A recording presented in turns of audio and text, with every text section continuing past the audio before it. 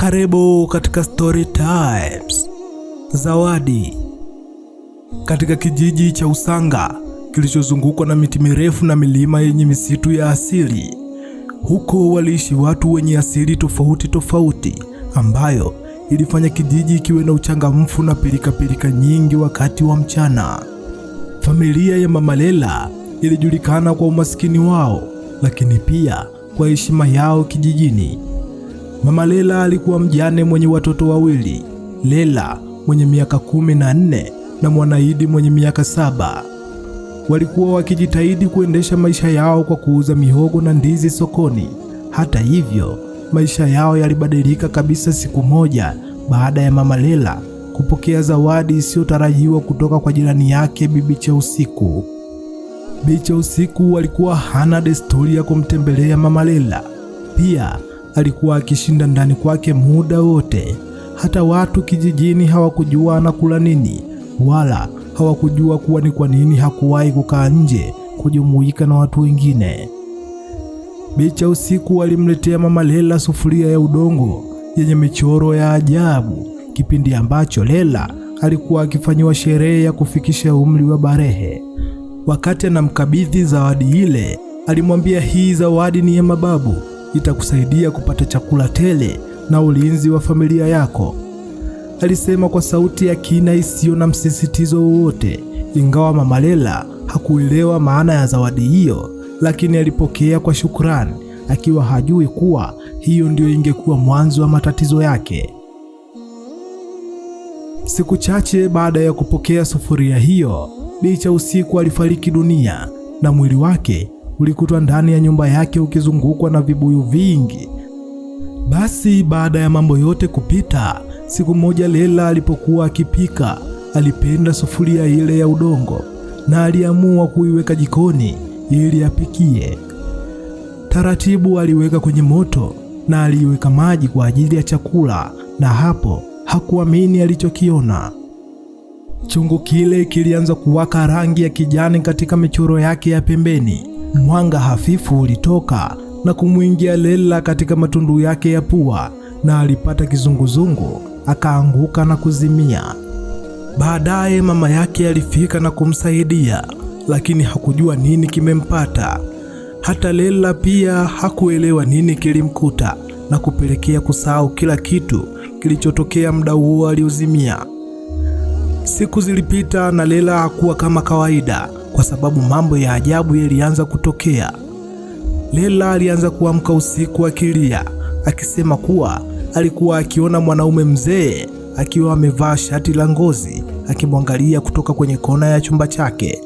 Pia alilalamika kuwa kulikuwa na sauti za ajabu zikiimba nyimbo za zamani kutoka kwenye ukuta wa nyumba yao. Kadri siku zilivyozidi kwenda, hali ya Lela ilizidi kuwa mbaya. Alianza kupoteza hamu ya kula, macho yake yalibadilika kuwa mekundu kama mkaa unaowaka, na mara kwa mara alizungumza kwa lugha ya ajabu ambayo hata wazee wa kijiji waliomtembelea hawakuelewa. Kila mtu alijua kuwa huenda Lela alikuwa amerogwa. Mama Lela alikimbia kwa mganga maarufu wa kijiji aitwaye Mzee Kibwe, aliyekuwa akiheshimika kwa uwezo wake wa kuwasiliana na mizimu. Lakini Mzee Kibwe alipofika nyumbani kwa Mama Lela, alirudi nyuma mara moja, akisema, hii si kawaida. Mizimu hii ilomvaa mtoto wako imekasirika sana, na kuna mtu amekosea mila na desturi. Pia Mzee Kibwe alisema kuhusu zawadi. Akasema kuna zawadi umeipokea Mama Lela, na zawadi uliyoipokea si baraka bali ni laana, na aliyekupa hakukupa maelekezo ya kutumia zawadi hiyo. Basi Mzee Kibwe alifanya tambiko usiku huo, akiomba msamaha kutoka kwa mizimu. Alitumia dawa za asili na moto wa tambiko, lakini Lela alipaza sauti kali iliyowafanya watu wa kijiji wote kusimama wakiwa na hofu. Alisema, hamuwezi kunizuia, huyu ni wangu sasa. Sauti hiyo ilisema, lakini haikuwa ya Lela. Ilikuwa sauti ya mzee mwenye sauti nzito isiyo ya kibinadamu, lakini kwa taswira ya Lela. Tambiko hilo lilipozidi kushindikana, Mzee Kibwe alimuonya Mama Lela. Alimwambia ili kuokoa binti yako lazima utembelee hadi katika kijiji jirani kiitwacho Selo, na hapo kuna mahali panaitwa Shimo la Mbiu, mahali ambapo mizimu ya kale inakaa. Lakini safari hiyo ni hatari sana na si kila mtu hurudi akiwa hai. Mama Leila hakuwa na chaguo lingine zaidi ya kukubali onyo na maelekezo ya mzee Kibwe. Alikusanya ujasiri wake akiwa na hofu ya kumpoteza Leila kabisa. Siku iliyofuata, kabla ya jua kuchomoza, alifunga mzigo wake mdogo wenye chakula na maji, kisha akaanza safari ya kuelekea Shimo la Mbiu. Mzee Kibwe alikataa kuambatana naye, akisema safari hii ni yako mwenyewe, wengine wakijaribu kuingilia, mizimu itakasirika zaidi. Shimo la Mbiu lilikuwa mbali, mahali pasiri, ndani ya msitu wa Ndululu, katika kijiji cha Selo, mahali ambapo hata wawindaji wa kiasili hawakuthubutu kwenda.